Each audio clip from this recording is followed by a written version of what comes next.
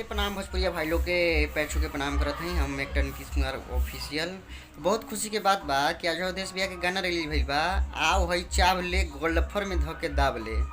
तो अंतरा सिंह और अवधेश भैया के साथ में गाना आयल बा, डुबेट सॉन्ग बा।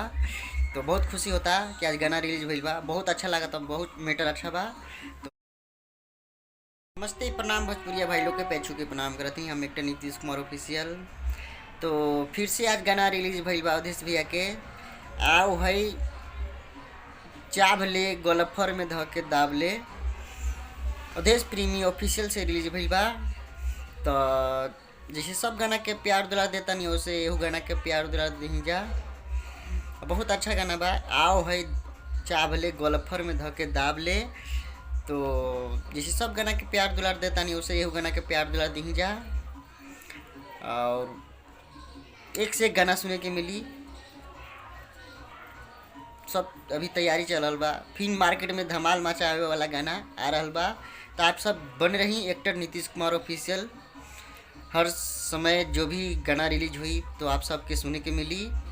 तो अच्छा लगी तो लाइक सब्सक्राइब कमेंट जरूर करम और दोस्तों में शेयर करम। भोजपुरिया भाई लोग से विनती बा कि एक्टर नीतीश कुमार ऑफिशियल का सब्सक्राइब करें, लाइक करें, शेयर करें। और हर तरीका को जो भी गाना रिलीज होगा तो आपको एक्टर नीतीश कुमार ऑफिशियल से सुनने के मिलेगा।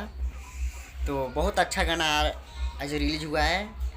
आओ हई चाभ ले गोल्फर में धके दाब ले। बहुत अच्छा गाना आयल बा। तो यही कहूँ आपसे कि इसे सब गाना का प्यार दुलार देता नहीं, उसे यही गाना का प्यार दुलार दी जा। बहुत खुशी के बात बा कि हर समय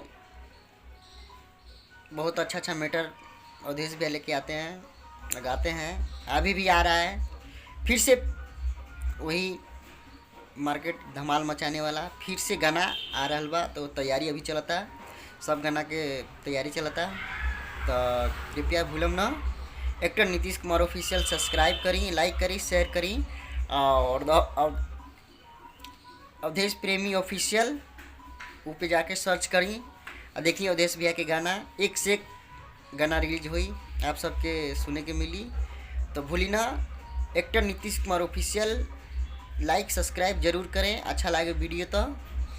और अवधेश भैया को भी चैनल को लाइक सब्सक्राइब जरूर करें। एक बहुत खुशी के बात बा। तो अवधेश भैया के भी चैनल सब्सक्राइब कीजिए, अवधेश प्रेमी ऑफिशियल। बहुत अच्छा है, देखते हो काफ़ी गाना 200 300 मिलियन गया हुआ है। तो फिर से धमाल मचाने वाला गाना आ रहा है आप सबके बीच भोजपुरिया भाई लोग के सुनने के लिए मिलेगा। एक से गाना अभी तैयारी में सब चल रहा है फिर से।